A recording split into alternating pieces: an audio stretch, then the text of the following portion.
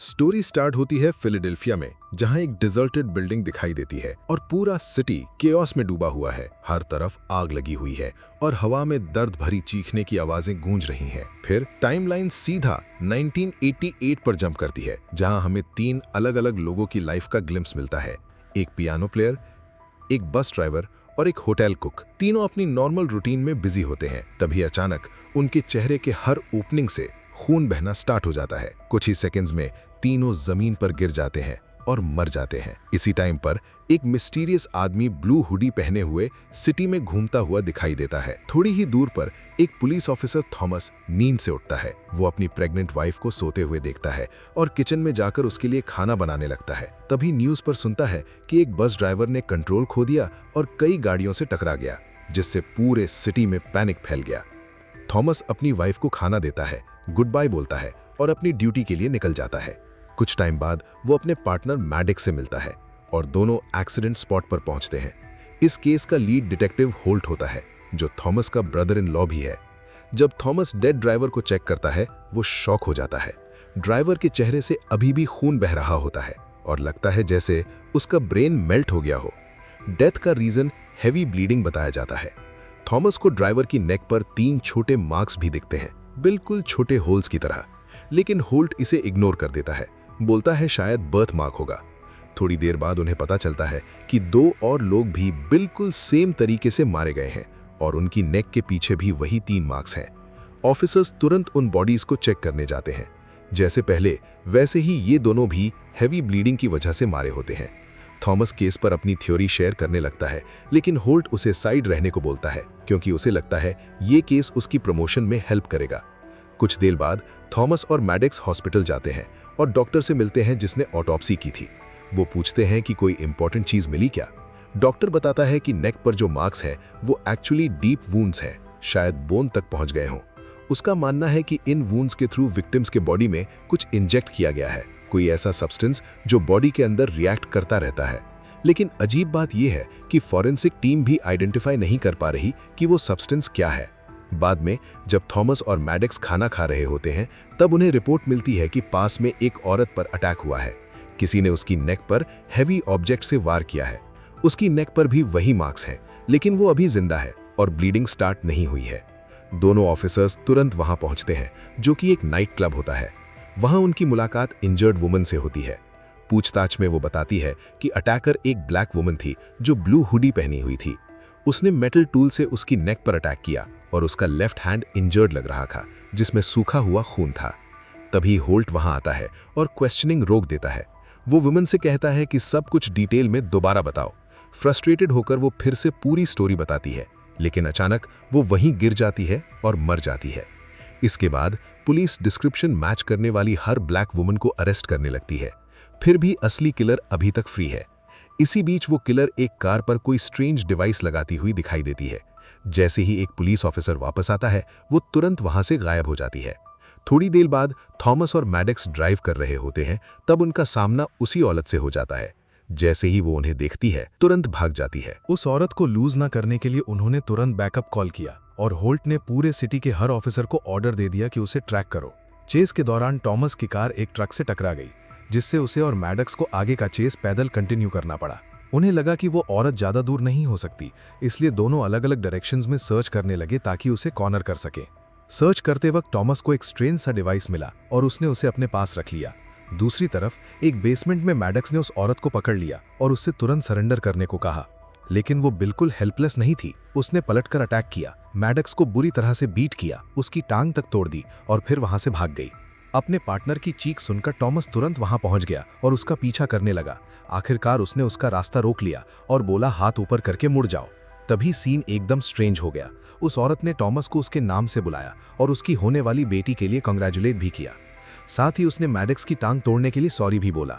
ये सब सुनकर टॉमस शॉक हो गया। उसे समझ ही नहीं आया कि उसे इतनी पर्सनल चीजें कैसे पता है। उसने उसे अरेस्ट करने की कोशिश की, लेकिन वो इजीली उस पर हावी हो गई और उसी के हैंडकफ से उसे बेंच के साथ बांध दिया। जाते जाते उसने कहा कि हम फिर मिलेंगे, लेकिन जैसे ही वो मुड़कर जाने लगी, टॉमस ने उसी डिवाइस का यूज किया जो वो अपने विक्टिम्स पर करती थी और उस पर अटैक कर दिया। उसका बैलेंस बिगड़ गया और वो सीधा ट्रैक्स पर गिर गई, जहां आती हुई ट्रेन ने उसे टक्कर मारी और वो तुरंत मर गई।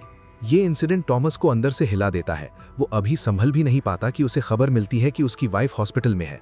वो तुरंत वहां पहुंचता है, जहां एक ऑफिसर बताता है कि अटैकर की कोई आइडेंटिटी या फिंगरप्रिंट्स ट्रेस नहीं हो पा रहे।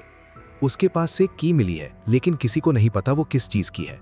और भी शॉक करने वाली बात ये थी कि उस औरत की लिस्ट में एक बुलेट फंसी हुई थी जो टॉमस की सर्विस रिवॉल्वर से मैच करती थी, जबकि उसने कभी गोली चलाई ही नहीं थी। इसी बीच एक नर्स आती है और टॉमस को बताती है कि उसकी वाइफ की कंडीशन क्रिटिकल है। वो तुरंत उसके पास भागता है, जहां वो डिलीवरी के दौरान स्ट्रगल कर रही होती है और धीरे धीरे होश खो रही होती है। डॉक्टर्स उसे बचाने की पूरी कोशिश करते हैं। कुछ देर बाद एक नर्स टॉमस के हाथ में एक हेल्दी बेबी गर्ल देती है, लेकिन ये खुशी ज्यादा देर नहीं टिकती। उसे पता चलता है कि उसकी वाइफ जिंदा नहीं बच पाई है। इसके बाद स्टोरी 9 इयर्स आगे जंप करती है 1997 में। अब टॉमस की बेटी एमी 9 साल की हो चुकी है। वो ब्रेकफास्ट बना रही होती है जब टीवी पर न्यूज़ चलती है, जहां लोग स्ट्रीट्स पर प्रोटेस्ट कर रहे होते हैं। वो 9 साल पहले वाले इंसिडेंट का जवाब मांग रहे होते हैं। कई लोग इसे रेशियल इशू बना देते हैं, कहते हैं कि वो औरत अनाम थी और ऑफिसर ने उसे अरेस्ट करने के बजाय ट्रेन के सामने धक्का मार दिया। बाद में टॉमस, जो अब एक डिटेक्टिव बन चुका है, अपनी बेटी को बर्थडे विश करता है और उसे एक ब्रेसलेट गिफ्ट करता है। दोनों फिर उसकी वाइफ की ग्रेव पर जाते हैं, जहां उन्हें फ्रेश फ्लावर्स रखे हुए मिलते हैं। ये देखकर वो सोच में पड़ जाते हैं कि ये कौन रख कर गया। तभी टॉमस को एक फोन कॉल आता है जो उसे हिला देता है। उसे पता चलता है कि बिल्कुल वैसे ही डेथ्स फिर से शुरू हो गई हैं, जैसे 9 साल पहले हुई थी। बिना टाइम वेस्ट किए वो क्राइम सीन पर पहुंचता है, जहां उसकी मुलाकात मैडक्स से होती है, जो अभी भी उस इंसिडेंट की वजह से थोड़ा लिम्प करके चलता है। टॉमस उससे पूछता है कि क्या तुम सुबह मेरी वाइफ की ग्रेव पर गए थे, लेकिन मैडक्स मना कर देता है। इसके बाद दोनों एक यूनिवर्सिटी क्लासरूम में जाते हैं, जहां एक प्रोफेसर की डेड बॉडी मिलती है। पहले की तरह उसकी नेक पर वही 3 मार्क्स होते हैं और उसके चेहरे से खून बह रहा होता है। थोड़ी देर बाद होल्ट, जो अब सीनियर ऑफिसर बन चुका है, सिक्योरिटी कैमरा फुटेज चेक करना स्टार्ट करता है। जैसे ही सब लोग फुटेज देखते हैं, सब शॉक हो जाते हैं। किलर बिल्कुल उसी औरत जैसी लग रही होती है जो 9 साल पहले थी, सेम कपड़े तक। लेकिन क्योंकि वो औरत पहले ही मर चुकी थी, सब मान लेते हैं कि ये कोई कॉपीकैट है।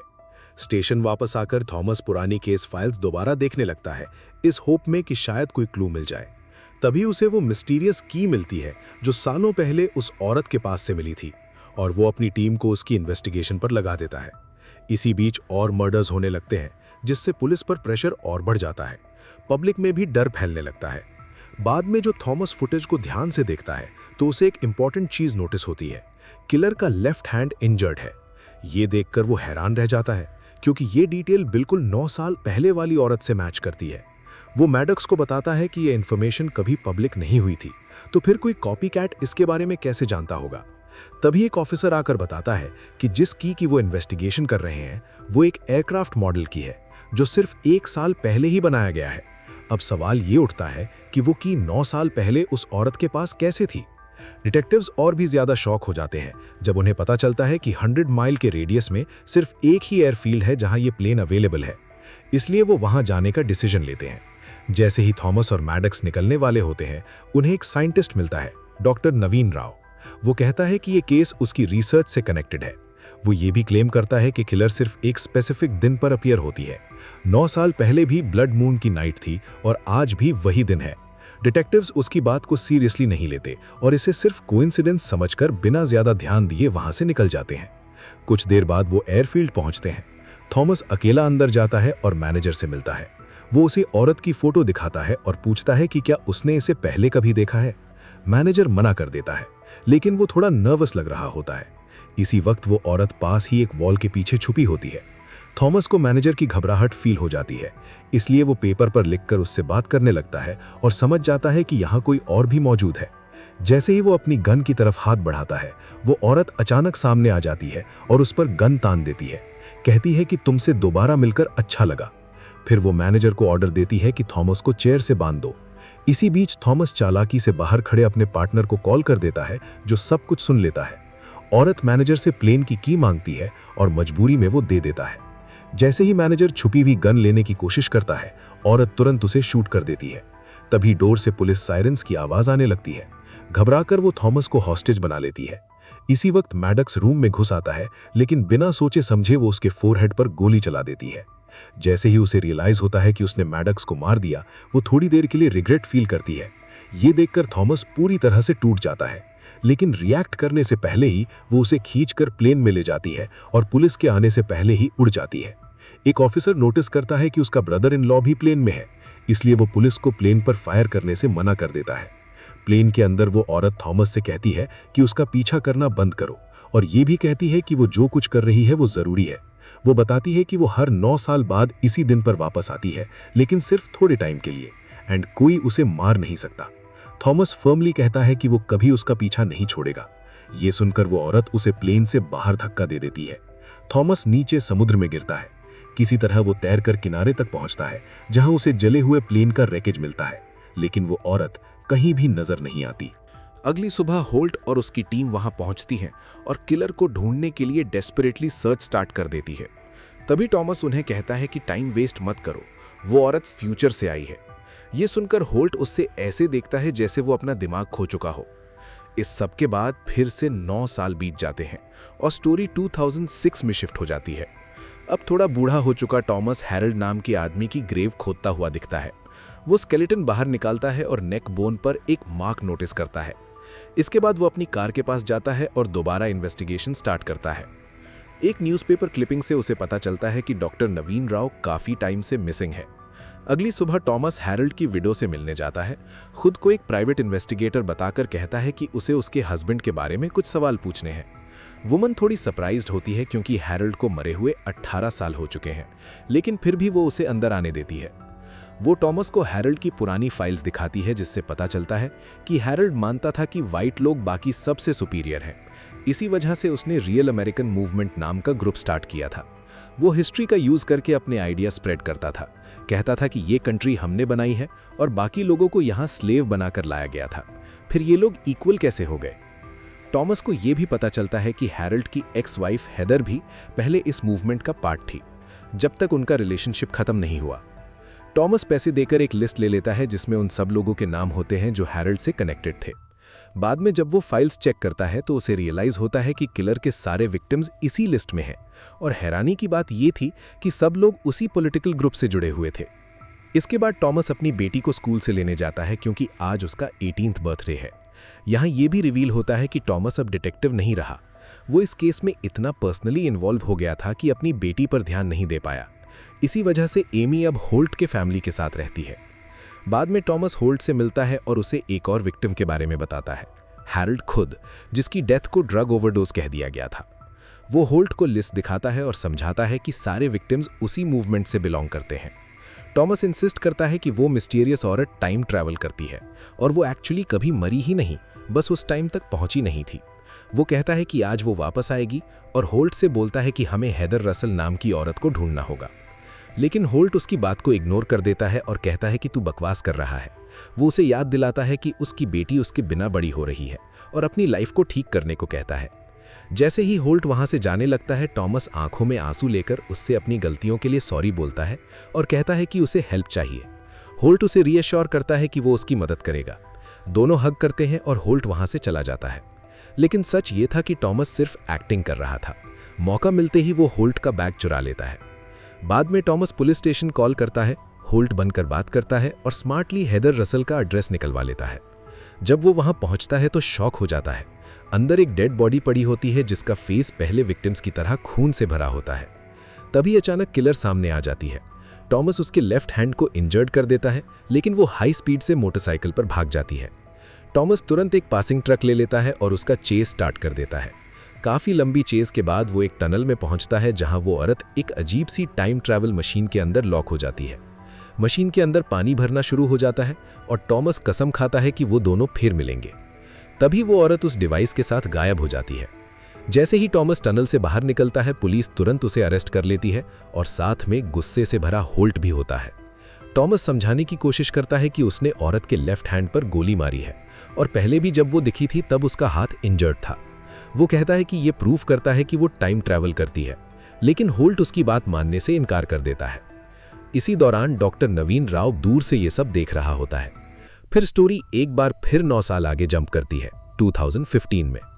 अब डॉक्टर नवीन राव एक डिवाइस पर काम कर रहा है जिसे आइसोटोप मशीन कहा जाता है। वो इसे पिग्स पर टेस्ट करता है और उनकी आंखों, नाक और कानों से खून बहने लगता है और वो मर जाते हैं। ये देखकर वो अपने रिजल्ट से सैटिस्फाइड होता है। बाद में उसका असिस्टेंट उसे एक बीच की फोटो दिखाता है। ये वही जगह है जहां किलर सालों पहले गायब हुई थी। राव वहां उसके वापस आने का वेट करता है। इसी वक्त टॉमस को अपनी बेटी का वॉइस मेल मिलता है।